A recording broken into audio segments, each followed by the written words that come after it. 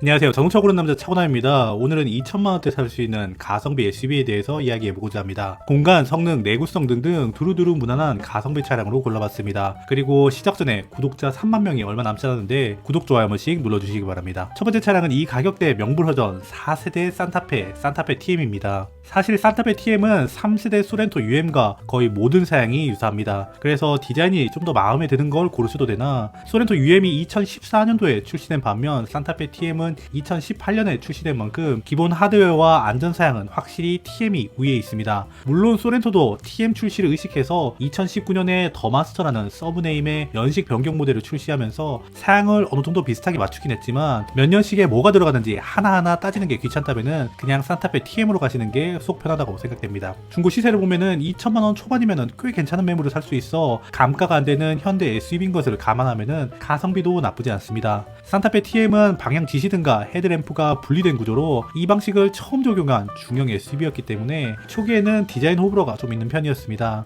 하지만 이후에 산타페는 페이스리프트가 되면서 탐켄치 그릴이 적용되고 그닥 평이 좋지 않은 버튼식 전자 변속기가 적용되면서 오히려 구형인 TM의 디자인이 무난하고 나쁘지 않다고 생각합니다. 엔진은 우리가 너무 잘 알고 있는 R엔진이 들어갑니다. TM부터는 요소수가 들어가고 R엔진은 오랫동안 양산하면서 품질과 내구성이 충분히 검증되었다고 생각합니다. 또 이 시기부터 가솔린 SUV 수요가 늘어나면서 세타2 2.0 가솔린 터보 엔진이 적용된 모델도 중고차 시장에 제법 있습니다. 다만 2.0 가솔린 터보는 조용하고 출력은 훌륭하지만 연비가 상당히 아쉽습니다. 대부분 주행 환경에서 한 자리대의 연비로 대형 세단급 연비가 나온다고 보시면 됩니다. 소렌토보다 TM을 사야 하는 이유는 안전 사양이 대폭 강화되었기 때문입니다. 깡통부터 기본적으로 전방 충돌 방지 보도 시스템이 들어가는데 다들 아시는 것처럼 사고가 예상되면은 차가 자동으로 멈추는 기능입니다. 이 기능을 통해서 사고를 한 번이라도 예방하신 분들은 이 옵션이 필수라고 생각할 텐데 예전에는 100만원이 넘는 어댑티브 크루즈 컨트롤 옵션을 넣어야 탑재되는 기능이었습니다. 또 중간 트림인 익스클루시브부터는 정차 및 재출발이 가능한 스마트 크루즈 컨트롤도 들어가고 신호 대기할 때 편하게 만들어주는 전자식 파킹 브레이크와 오토홀드가 적용됩니다. 또 옵션으로 HUD 등을 넣을 수 있어 현대차답게 옵션으로 선택할 수 있는 폭이 상당히 넓습니다. TM부터 조향장치는 RMDPS가 들어가 조향감이 훨씬 묵직하고 정확해졌고 변속기는 현대 파워텍의 8단 자동 변속기가 적용되었습니다. 다만 8단 전륜 변속기 초기형들은 결함이라기보단 변속 타이밍이 조금 어색했는데 소프트웨어 업데이트를 통해 개선을 해주었지만 언덕을 올라갈 때 RPM이 과하게 치솟거나 저속에서 변속 충격, 감속 시 뒤에서 잡아당기는 듯한 느낌이 있는지 확인하는 것이 좋습니다. 산타페 TM의 플랫폼은 LF 스마트와 동일한 N2 플랫폼이 사용되었습니다. 차체 강성도 높고 충돌 안정성이 개선된 구조로 실제 충돌 테스트에도 좋은 평가를 받았습니다. 크기도 전세대인 산타페 DM보다 전장이 70mm가 더 길어져 2열 공간이 훨씬 넓어졌고 뒷좌석에는 리클라이닝 기능도 들어가 패밀리 SUV로서 편안함이 강화되었습니다. 두루두루 무난한 이 가격대의 가성비 SUV 산타페 TM이 첫 번째 차량입니다. 두 번째 차량은 독일 감성 대표 SUV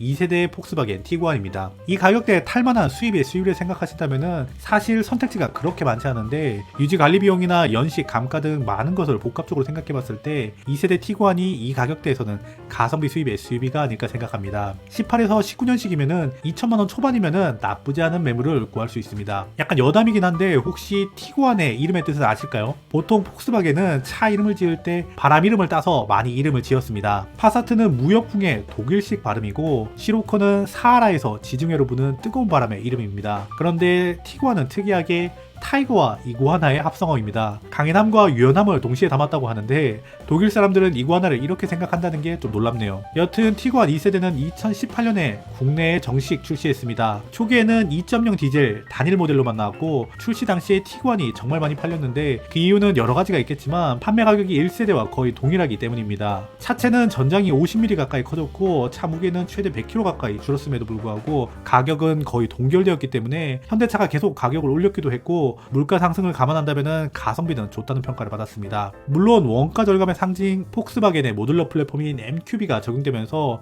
1세대에서는 서브프레임과 부품 일부가 알루미늄이었는데 2세대부터는 모두 스틸로 변경된 다운그레이드가 있었지만 무게가 오히려 줄어들고 가격도 동결된 점을 고려해보면 이 정도는 납득할 수 있다고 생각합니다. 앞서 말한 대로 2세대 티구안은 폭스바겐의 대표 플랫폼 MQB가 적용되었습니다. 이 플랫폼은 골프, 제타, 아우디 A3 등에 쓰이는 폭스바겐 아우디 보디의 모듈형 전륜구동 플랫폼으로 차체 강성과 경량화가 핵심 장점입니다. 티구안은 골프의 SUV 버전이라고 보면 될 정도로 기본기가 좋은 골프의 특성을 공유합니다. 엔진은 폭스바겐의 대표 디젤 엔진은 EA288 2.0 TDI 엔진이 들어갑니다. 디젤 게이트로 한동안 시끄러웠던 엔진은 아니고 그 다음 세대 엔진이라서 엄밀히 따지면은 이 엔진은 디젤 게이트와 관련된 엔진은 아닙니다. 비록 디젤 게이트라는 오명을 썼지만 폭스바겐 디젤은 완성도가 매우 높은 엔진으로 출력은 150마력, 토크는 34.7kgm로 수치적으로 그렇게 높지는 않지만 체감 만족도는 수치 이상이며 복합 연비도 14에서 15 수준으로 SUV 중에서는 매우 효율적인 편입니다. 정숙성도 이전 세대보다 개선되었고요. 변속기는 폭스바겐의 습식 7단 DSG가 들어갑니다. 건식 DCT가 들어간 1.6 TDI에서 과열이나 진동 문제가 많았지만 티구안에 들어간 습식 DSG는 내구성 문제가 그렇게 많지 않습니다. 물론 중고차의 특성상 복불복이고 또 미션이 한번 망가지면은 수리비가 많이 나오지만 DSG 때문에 이 차를 걸러야 한다 이 정도는 아니라고 생각합니다. 차체가 커지면서 실내 공간도 여유로워졌습니다. 이전 세대보다 뒷좌석 무릎 공간이 3cm 이상 늘었고 트렁크도 615리터로 산타페 DM과 비슷할 정도로 준중형급에서는 충분한 트렁크 공간도 확보했습니다. 이럼에도 불구하고 공간이 좁다 이러시면은 7인승 롱바디 모델인 올스페이스도 있습니다. 인테리어는 독일차답게 단정하고 군더더기가 없어 대체적인 오너 평가는 시간이 지나도 촌스럽지 않다는 평이 많습니다. 옵션도 생각보다 빵빵한데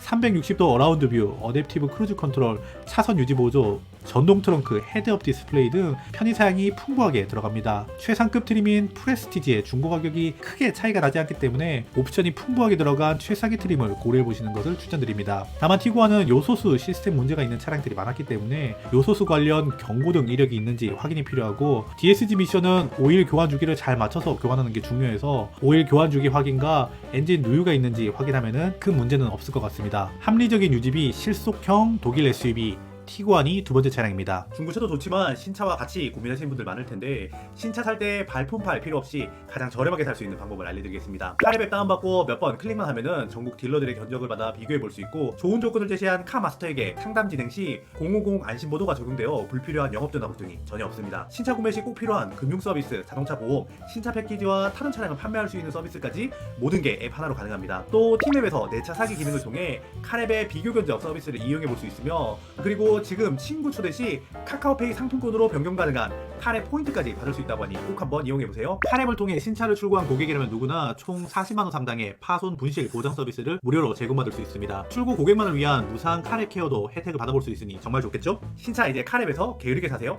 마지막 차량은 바로 더 뉴 모하비입니다. 승차감이나 디자인에서 호불호가 좀 갈리지만 2천만원 초반에 강력한 6기통 3000cc 디젤 엔진과 프레임 바디, 전장 5m, 전폭 2m에 육박하는 압도적인 포스와 여유로운 실내를 갖고 있고 평균 50에서 60% 감가를 갖고 있기 때문에 이 가격대에 몇 가지 단점만 괜찮다면 꽤 괜찮은 차라고 생각합니다. 더 뉴 모하비가 마음에 안 들고 이 가격대에 공간 넓고 더 부드러운 세련된 승차감의 SUV를 원한다면 더 뉴 맥스 크루즈를 고려해보시는 걸 추천드리고 크기를 좀 줄이더라도 연식을 포기할 수 없다 이러시면 가성비 최강 QM6도 나쁘지 않은 선택이라고 생각합니다. 하지만 오늘은 더 뉴 모하비를 소개해보도록 하겠습니다. 모하비는 그 어떤 SUV보다 묵직함과 남성미가 있는 마초적인 차입니다. 2019년에는 모하비가 더 마스터로 풀체인지급 페이스리프트가 이루어지면서 더 마스터 중고가는 여전히 높은 반면 그전 모델인 17에서 18년식 더 뉴 모하비는 감가가 많이 진행되어 가성비로 접근하기 딱 좋은 모델입니다. 디자인만 보면은 왜 감가가 되었는지 알겠다 싶은 2000년대 감성이 남은 실내외 디자인이긴 하지만 기아의 플래그십 SUV답게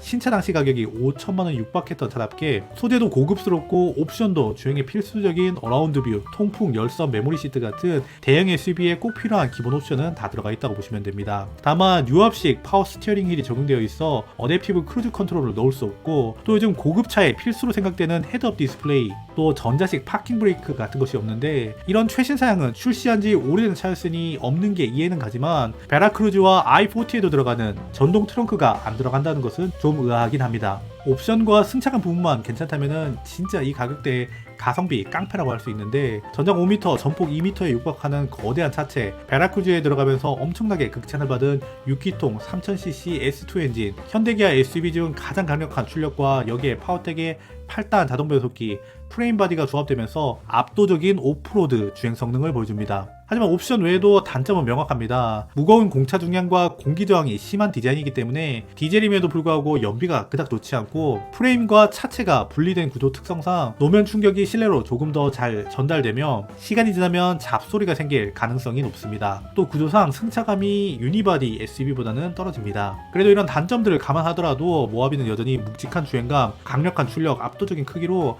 이 가격대에서 진짜 SUV를 타고 싶다 이런 분들에게 여전히 매력적인 차입니다. 감가 폭탄 맞은 가격, 남자다운 디자인, 그리고 3.0 디젤 엔진의 힘, 남자의 SUV 모하비가 마지막 차량입니다. 지금까지 영상 봐주셔서 감사하고 저는 다음 영상으로 찾아오도록 하겠습니다. 지금까지 보고 있다면 구독, 좋아요 한 번씩 눌러주시기 바랍니다. 감사합니다.